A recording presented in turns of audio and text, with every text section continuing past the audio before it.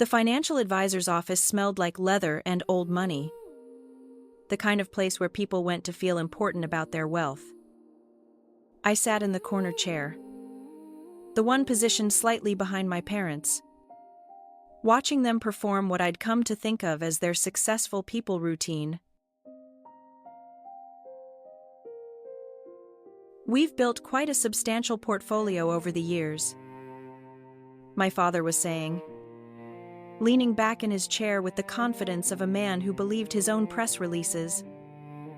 "Real estate, blue-chip stocks, some private equity. We're at about $180 million now. Wouldn't you say, Marianne?" My mother nodded, her diamond tennis bracelet catching the afternoon light. "Give or take. We've been very disciplined investors." David Prescott, the financial advisor, smiled professionally and tapped at his tablet. "That's certainly impressive. And you're looking to consolidate your holdings for better management." "Exactly," Dad said. "We have accounts scattered across different firms. Time to bring everything under one roof.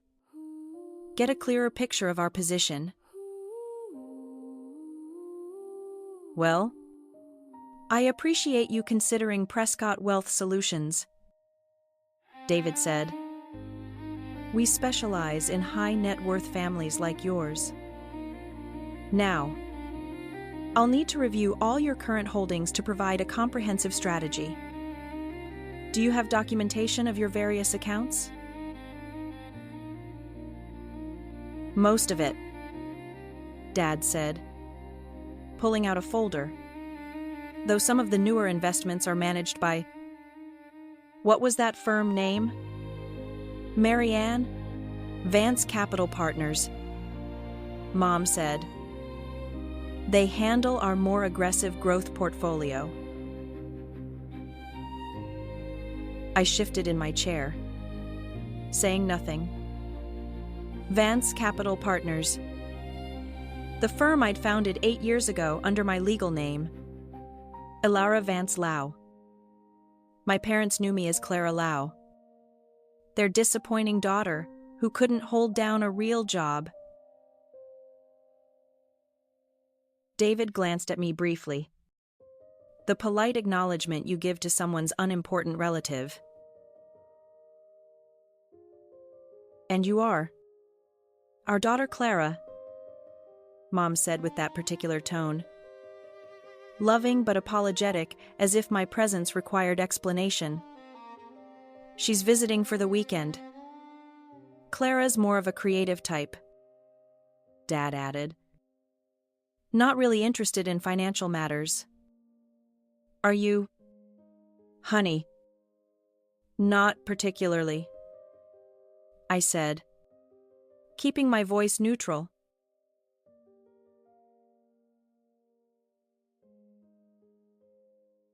Dad turned back to David. "She can't even manage a budget. Unlike us, we've always been very strategic about money." Mom laughed that tinkling sound she made at country club luncheons. "Remember when she tried to start that photography business? Lost $10,000 in the first year. We finally had to sit her down and explain basic business concepts."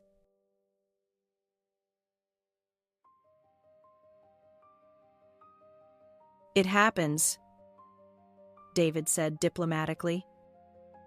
"Not everyone has a head for numbers." I smiled and said nothing.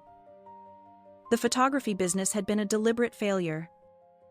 An easy cover story for why I was broke while actually building a $340 million investment portfolio.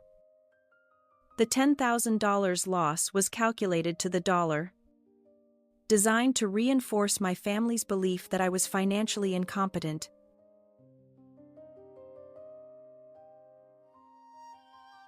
The truth was simpler and more complex. I'd never been bad with money. I'd been phenomenal with it. But I'd learned early that my family couldn't handle that truth. When I was 22, fresh out of college with a finance degree, I tried to discuss investment strategies with my father at dinner. He'd laughed, patted my hand, and said, "Leave the grown-up money, talk to people who understand it." Sweetheart, my mother had suggested I focus on finding a nice husband instead of worrying about complicated things like stocks.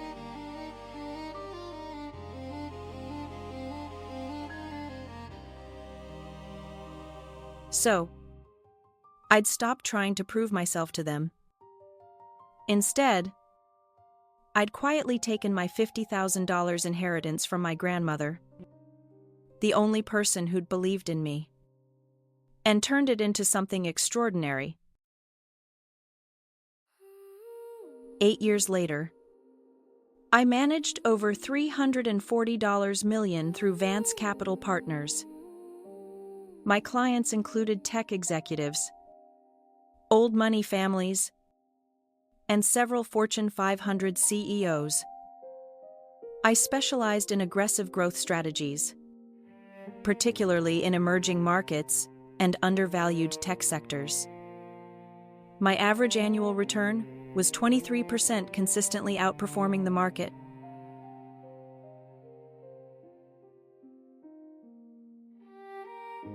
What my parents didn't know, what they couldn't conceive of, was that 95% of their $180 million portfolio was actually mine. I'd been managing their money for 6 years through a complex web of shell companies and investment vehicles. They thought they were brilliant investors. In reality, every successful trade, every well-timed purchase, every profitable exit had been my work.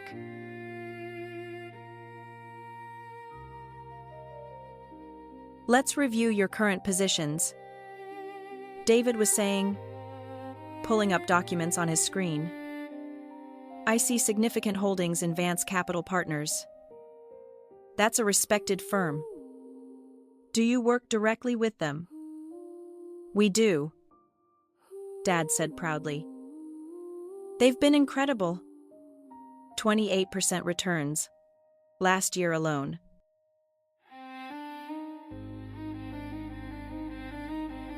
I'd personally executed every trade that generated those returns.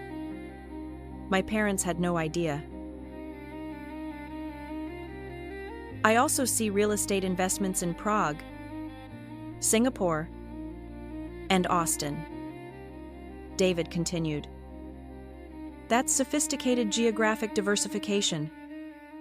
We've always believed in global opportunities, Mom said, as if she'd personally selected those markets, instead of signing documents I'd prepared and explained as routine investment updates. The PCO property was a residential complex I'd identified 3 years ago. Buying at the bottom of a market correction, it had tripled in value. The Singapore holdings were tech sector investments that had generated $4.2 million in returns. The Austin properties were positioned perfectly for the tech boom migration. None of it was their insight. All of it was mine.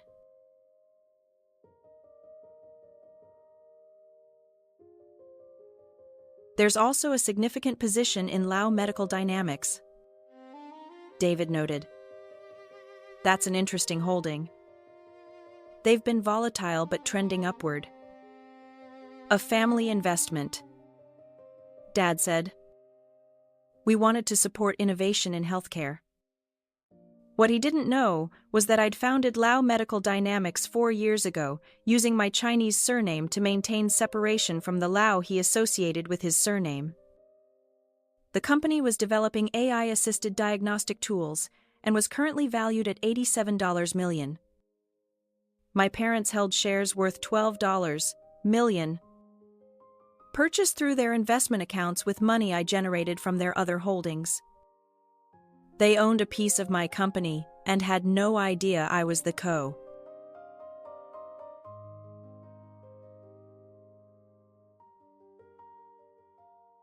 Very impressive portfolio, David said.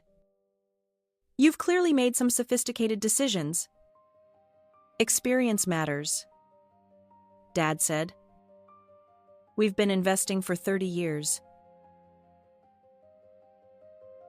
Actually, they'd been losing money for 30 years until I took over their account 6 years ago. Before I'd quietly assumed control, they'd been hemorrhaging cash on poor stock picks and emotional investment decisions. My father loved hot tips from golf buddies. My mother invested based on which companies had stores she liked.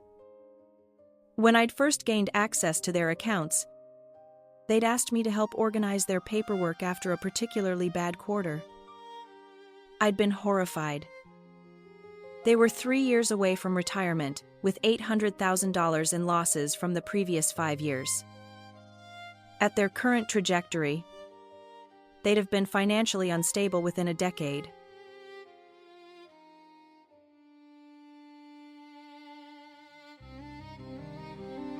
So, I'd fixed it quietly.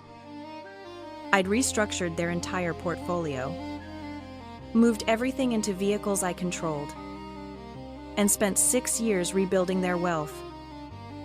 I'd turned their near disaster into $180 million in managed assets, all while they congratulated themselves on their financial acumen and reminded me that I just wasn't good with numbers.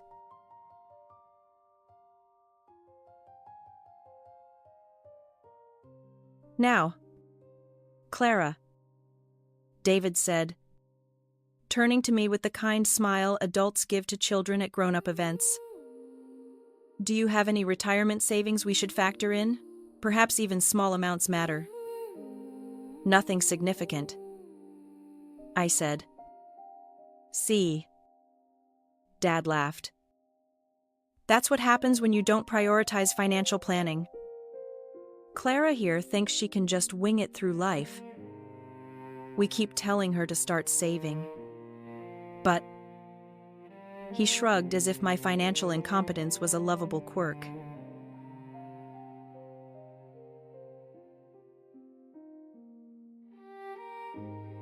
My phone buzzed in my purse. I glanced at it. Urgent call from Vance Capital. Excuse me, I said, standing. I need to take this. Of course. Honey, Mom said. Take your time. The adults will handle the complicated stuff. I stepped into the hallway and answered. This is Alara.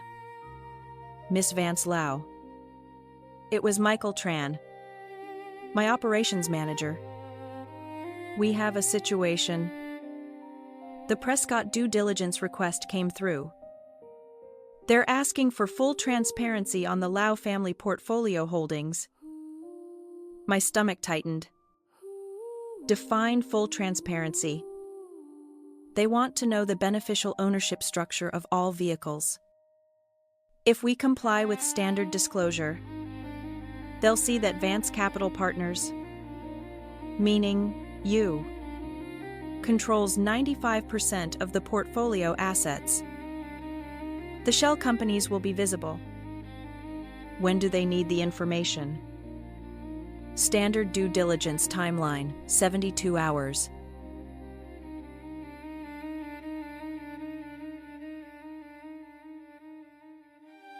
I leaned against the wall, thinking rapidly. For 6 years, I'd maintained this arrangement because my parents had never questioned their success. They'd simply assumed they were brilliant investors. Moving to Prescott Wealth Solutions meant external scrutiny, professional analysis, and inevitable discovery. What are my options? I asked. You could transfer everything back to their direct control before disclosure. But that would trigger massive tax events and likely alert them that something changed. You could refuse to provide the information, but Prescott would walk away and they'd wonder why. Or you could let them find out.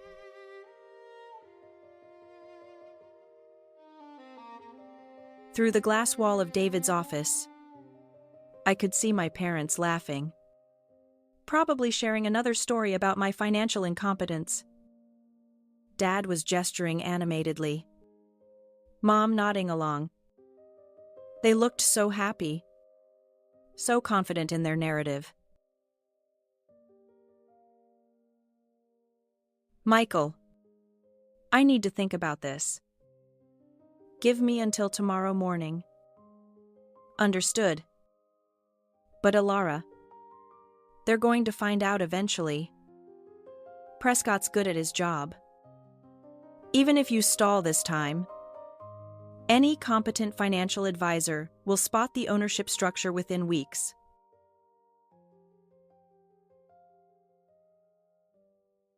I ended the call and stood in the hallway for a long moment. 6 years of work. 6 years of quietly saving my parents from financial disaster while they patronized me. 6 years of letting them believe they'd succeeded on their own. And now it was ending.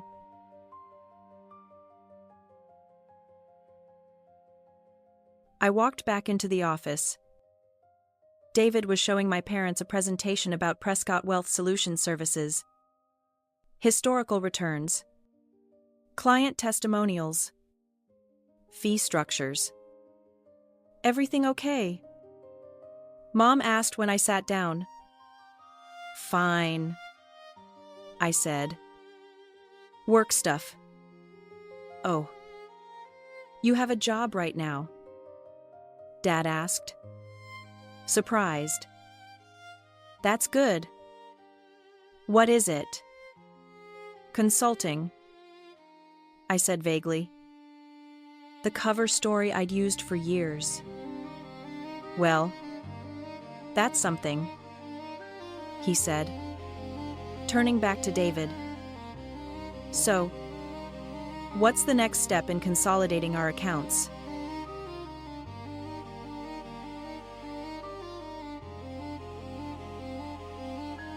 I'll need about a week to do comprehensive due diligence on your current holdings, David said. Standard procedure for portfolios of this size. I'll review the ownership structures, fee arrangements, performance history, everything needed to provide you with optimal advice. That sounds thorough, Mom said approvingly. I pride myself on thoroughness, David replied. Especially with complex portfolios like yours. I notice several of your holdings are structured through what appear to be private investment vehicles. That's sophisticated estate planning. But I'll need to understand the full structure to advise you properly.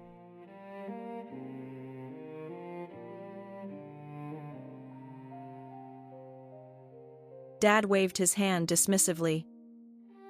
Our advisors at Vance Capital set all that up. Tax efficiency, estate planning, that kind of thing. We just sign where they tell us to sign. Smart to trust the professionals, David said. Though I do like to understand exactly who controls what, especially with multi-generational wealth. Do you have children other than Clara who might be involved in the estate planning? No. Just Clara, Mom said. Though we've structured things so the money goes to various charities if she can't manage it responsibly. We love her. Of course. But she trailed off diplomatically. You don't want to enable poor financial habits, David finished. I understand completely.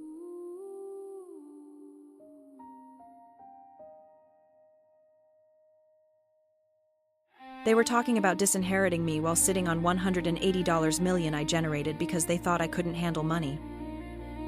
I felt something shift in my chest. Not anger exactly. More like clarity. Actually, I said quietly, there's something you should know about the portfolio structure. 3 pairs of eyes turned to me. My parents indulgent. David's politely curious. The ownership structure is somewhat unique. I continued. Most of the holdings aren't actually in your names directly.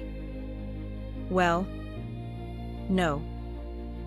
Dad said patiently as if explaining to a child. That's how sophisticated investing works. Honey. Trusts. LLCs. Investment vehicles. It's for tax purposes. Nothing for you to worry about. I'm not worried, I said. I'm just clarifying. The beneficial ownership of approximately 95% of your portfolio assets is actually held by Vance Capital Partners.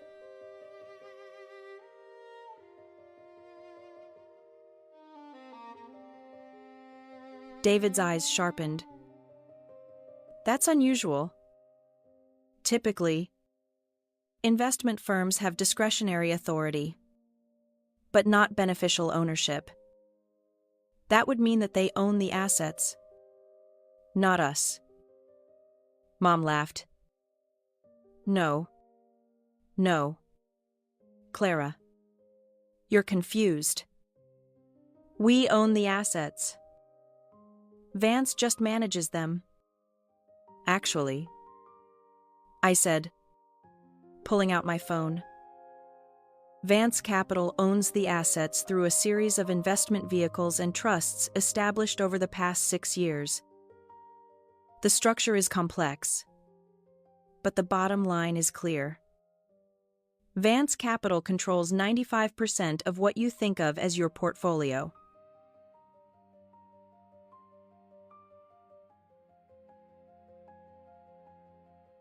Dad's smile was fading. That can't be right. We have statements. Account documentation. You have statements showing returns on investments managed by Vance Capital Partners. I agreed. But if you look at the fine print, which I'm guessing you never did, you'll see that the actual ownership structure is more complicated.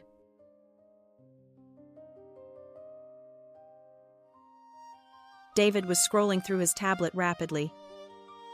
Miss Lau, are you saying your parents don't actually own? They own 5%. I said. Approximately $9 million in direct holdings. The remaining $171 million is owned by Vance Capital Investment Vehicles, with your parents listed as beneficial interest holders, subject to various conditions.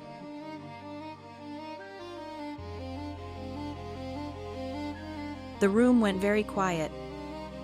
Clara? Mom said carefully. I don't think you understand what you're talking about. I understand perfectly, I said.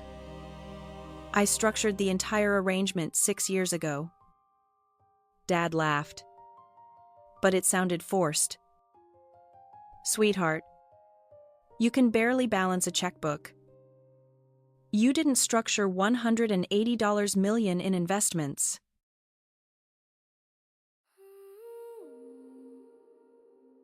I unlocked my phone and pulled up my email, turning it so they could see the screen. This is my work email.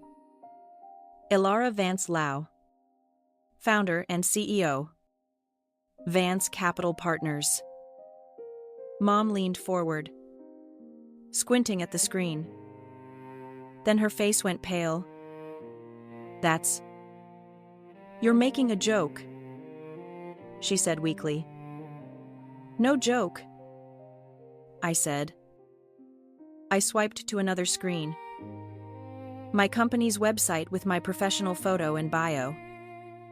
I founded Vance Capital 8 years ago. We managed $340, million in assets for 73 clients. 2 of those clients are Marianne and Victor Lau, though they were added to our roster 6 years ago without their explicit knowledge.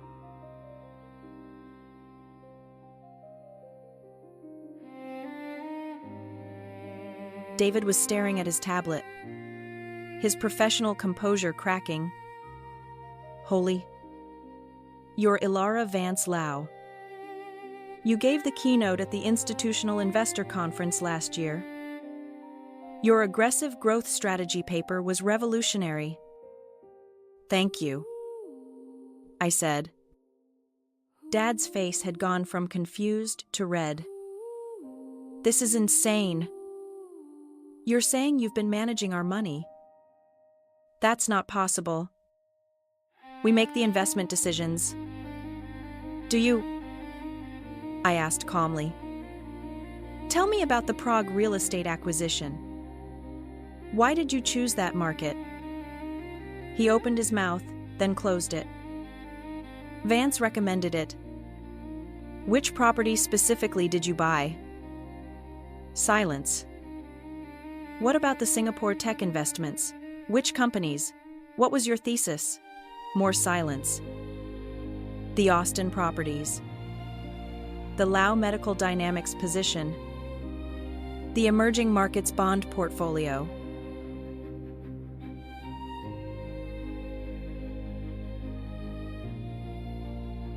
Mom's voice was barely a whisper. You're saying none of it was us? 6 years ago. You asked me to help organize your paperwork after a bad quarter. I said. Remember? You'd lost $60,000 in 3 months on stock tips from Dad's golf buddies. You were frustrated, overwhelmed. And you asked your financially incompetent daughter to at least sort your documents so you could find things. I remember. Dad said slowly.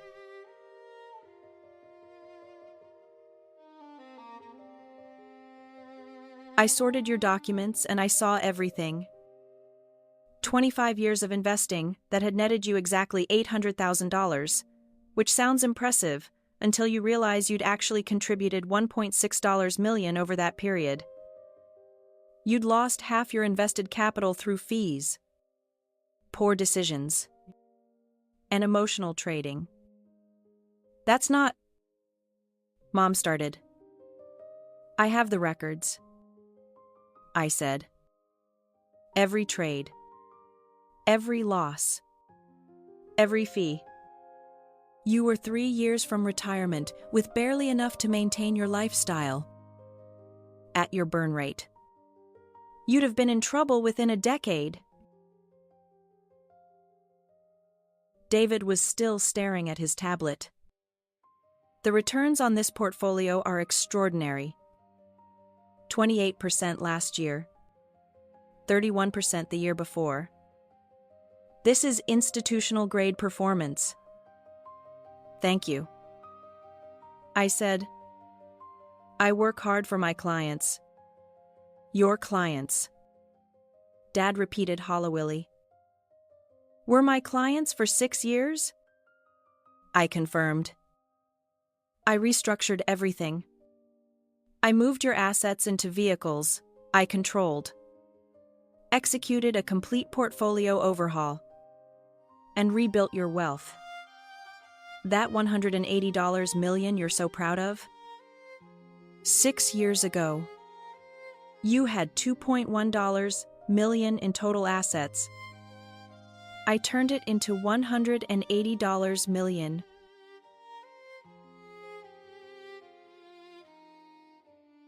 The silence stretched out, broken only by the hum of the office air conditioning.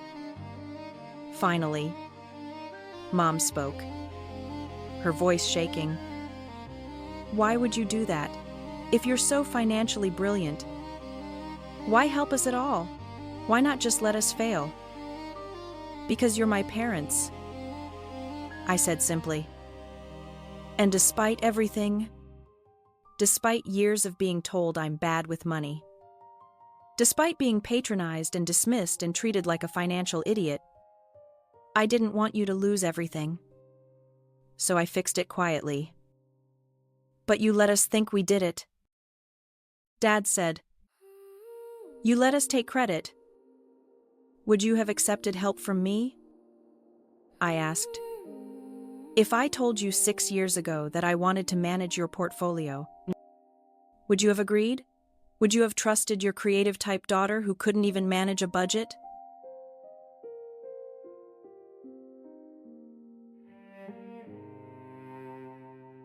Neither of them answered.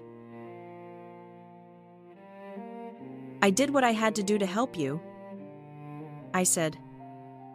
I built wealth you couldn't have generated on your own, protected you from your own worst investment instincts, and turned a modest retirement into genuine financial security.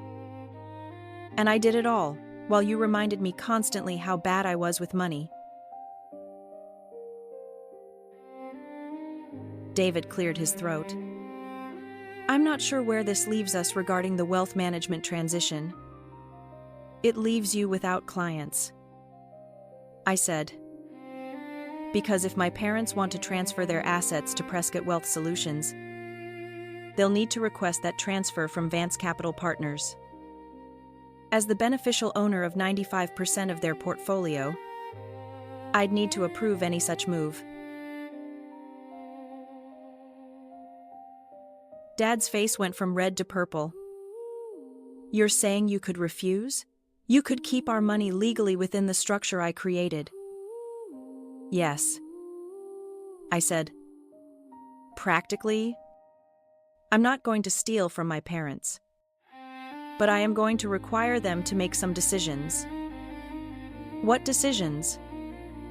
Mom asked wearily. I pulled up another document on my phone and slid it across the table to David.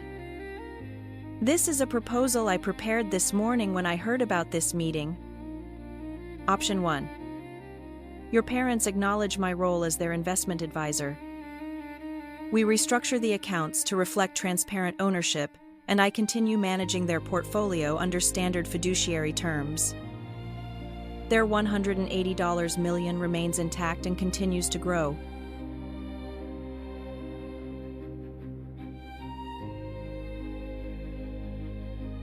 And option 2?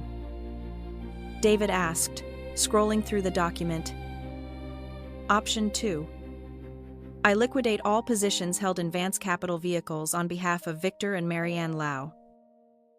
I realize all capital gains and transfer the after-tax proceeds approximately $112 million after federal and state taxes directly to their control. They're free to invest with Prescott or anyone else they choose.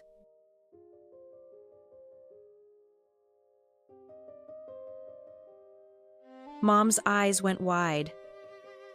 $112 million, eh? What about the other $68 million? Taxes, I said. Capital gains on 6 years of extraordinary returns. If you want immediate control and to sever our professional relationship, that's the cost.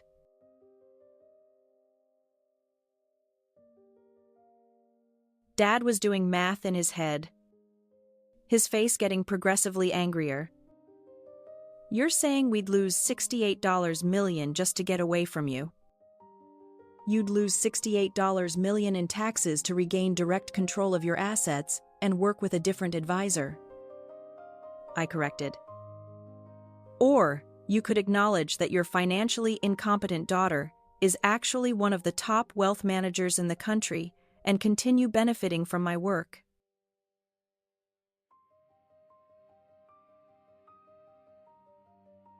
David let out a low whistle.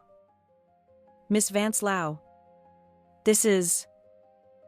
I've never seen anything quite like this. Neither have I admitted. But here we are. Mom's hands were shaking. How could you do this to us? How could you lie for 6 years? I didn't lie, I said. I just didn't correct your assumptions. Every time you congratulated yourselves on brilliant investments, I stayed quiet. Every time you dismissed my financial intelligence, I let you. Every time you told people I was bad with money, I smiled and changed the subject. I managed your portfolio in silence while you took credit for success you didn't earn.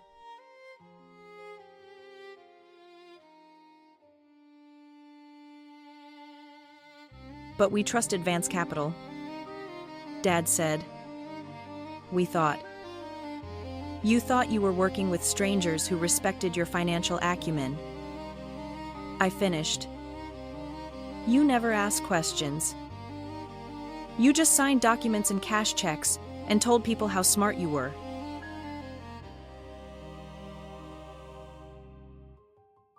This has to be illegal, Dad said desperately.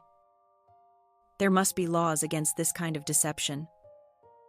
David shook his head. Actually, from what I'm reading in this documentation, it's entirely legal.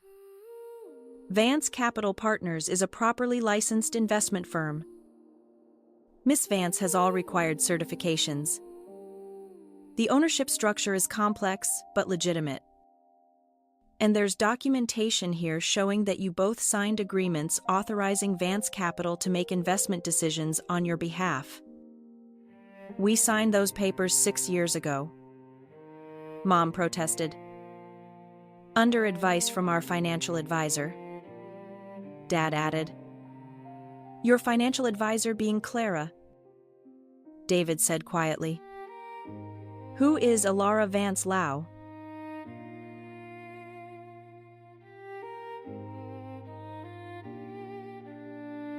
My phone buzzed. Michael again. Prescott's office just requested full ownership disclosure. They're moving faster than normal. Your call. I looked at my parents at their shocked faces. Their anger. Their confusion. For 6 years, I'd protected them while they'd diminished me. I'd made them wealthy while they'd called me incompetent. I'd secured their future while they'd planned to disinherit me for my supposed financial irresponsibility.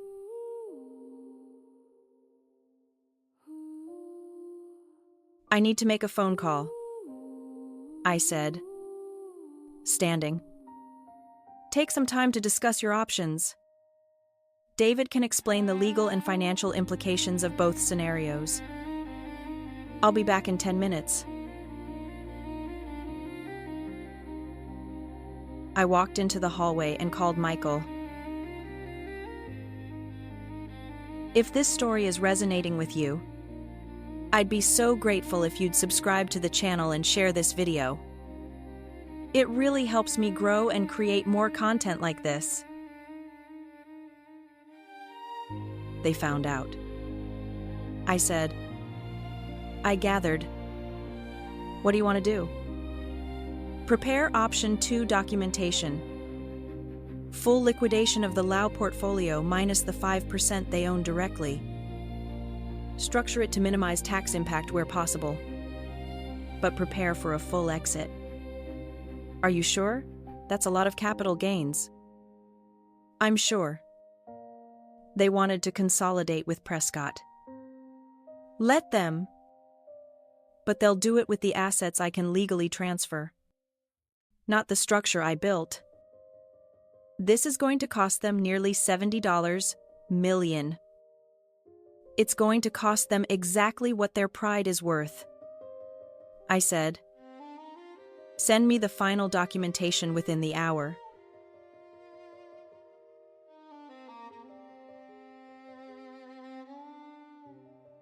I ended the call and stood in the hallway, watching through the glass as my parents argued with each other, their voices rising. David sat between them, occasionally interjecting what I assumed were legal and financial realities. My phone buzzed with incoming emails. The liquidation documents already being prepared by my team. Account closures. Position, sales, capital gains calculations. Everything needed to unwind 6 years of work in 72 hours.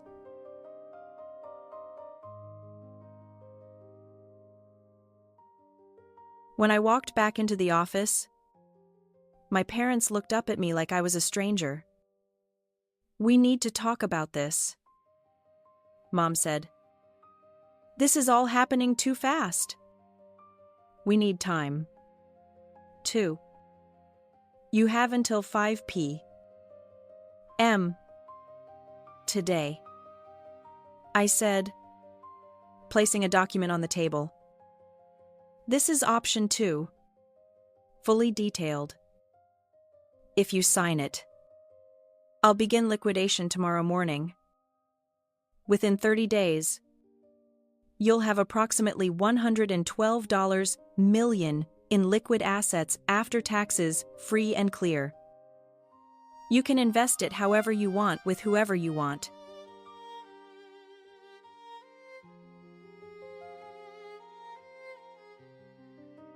"And if we don't sign?" Dad asked. "Then we move to option 1. I remain your investment advisor under transparent terms. You acknowledge my role, and we continue building wealth together. But the dismissiveness ends. The 'she's bad with money' stories end. You treat me as the professional I am, or we're done."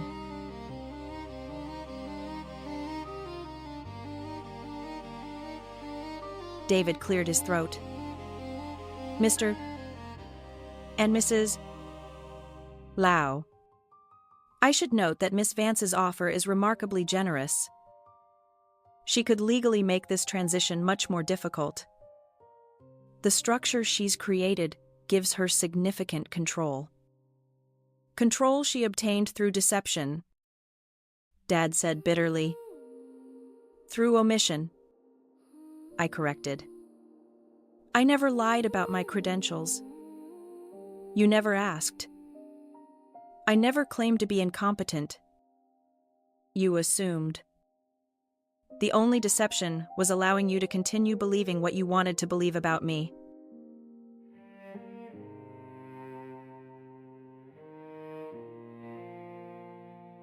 Mom's eyes filled with tears. "How are we supposed to trust you now?" "Trust me." I laughed, the sound harsher than I intended. "Mom, I've been trustworthy for 6 years. I've grown your wealth by 400%.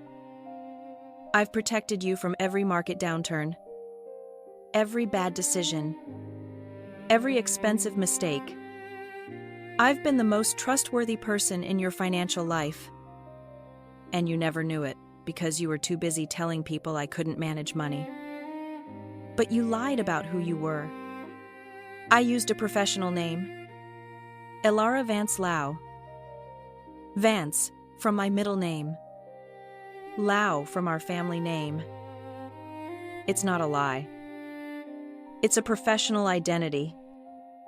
Plenty of people use different names professionally."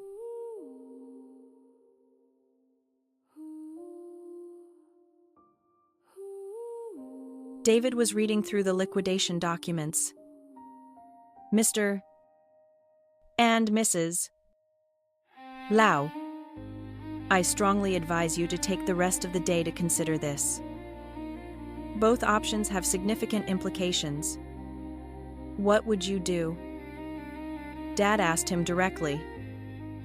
David hesitated. "Professionally, I'd advise option 1. Your daughter has generated extraordinary returns. Her reputation in the industry is sterling. No pun intended. Walking away costs you $68 million and loses you access to one of the best wealth managers I've ever encountered. And personally," Mom pressed. "Personally." David looked at me, then back at my parents. "I'd ask myself whether my pride is worth $68 million and whether I can learn to see my child for who they actually are instead of who I assumed they were.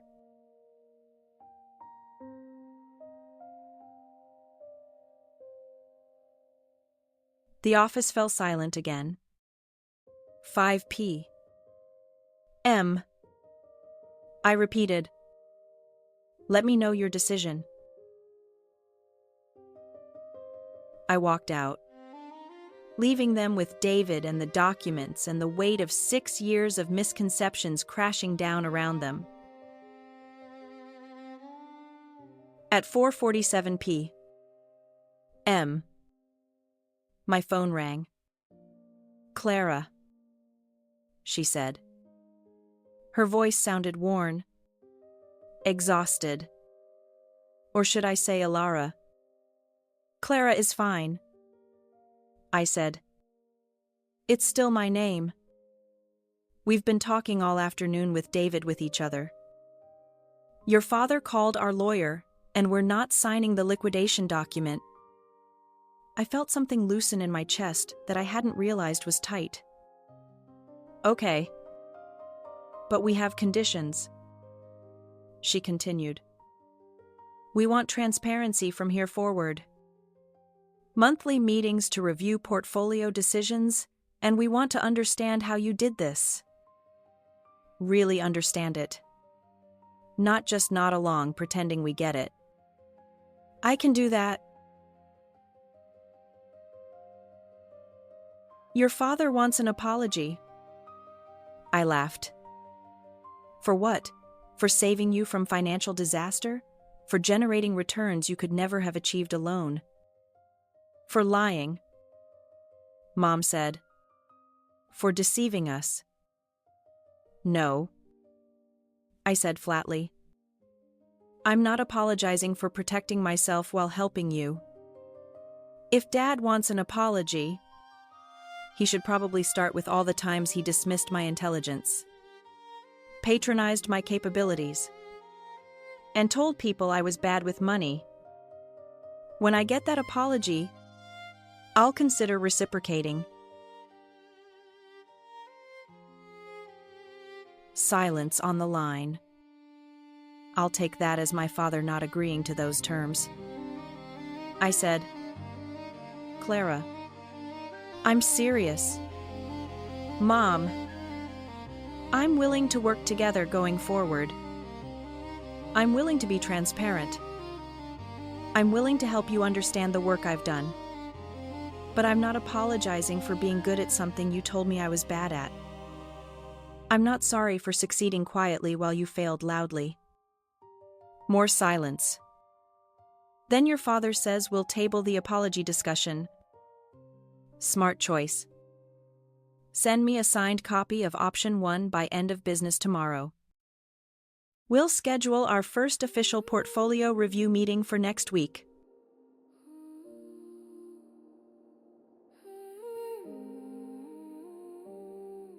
"Clara, one more thing." "Yes."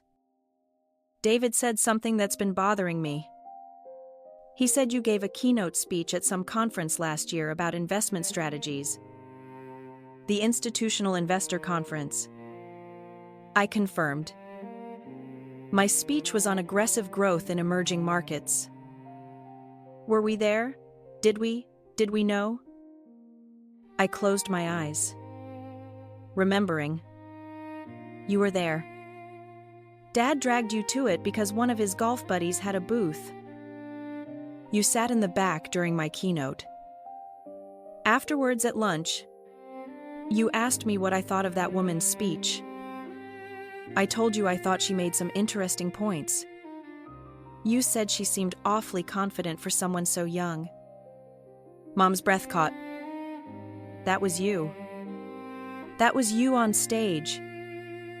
That was me on stage, talking about portfolio theory to 1,200 investment professionals, while my parents sat in the back and didn't recognize their own daughter because she was wearing professional clothes and speaking with authority." "Oh, Clara, it's fine," I said, and I meant it. You saw what you expected to see.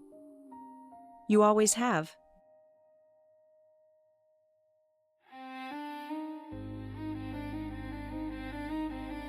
After we ended the call, I sat in my office watching the sunset over Manhattan. My phone buzzed with the signed documents. Option 1 accepted. My parents choosing to continue working with me, even if they didn't fully understand what that meant yet.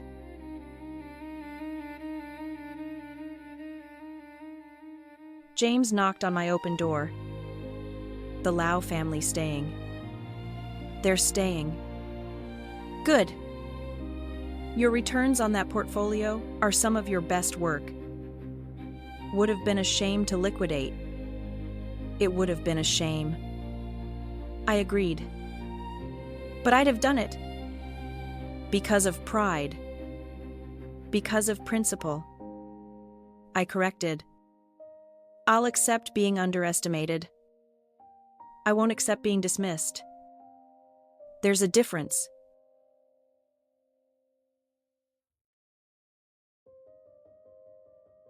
He nodded and left me alone with the Manhattan skyline in my thoughts. Tomorrow, I'd call my parents. We'd schedule that portfolio review meeting. We'd start the slow, awkward process of rebuilding our relationship on honest terms. They'd start learning who I actually was instead of who they'd decided I was.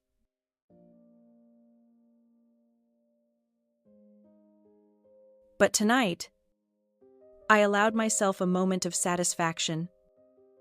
6 years of quiet competence had finally been seen. The daughter they'd called financially incompetent had been revealed as the architect of their entire financial success.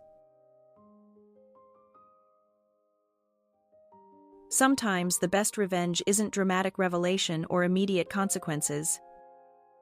Sometimes it's just being so good at what you do that eventually, inevitably, the truth becomes impossible to ignore. And when that happens, watching people recalculate everything they thought they knew, that's worth more than any apology they could offer.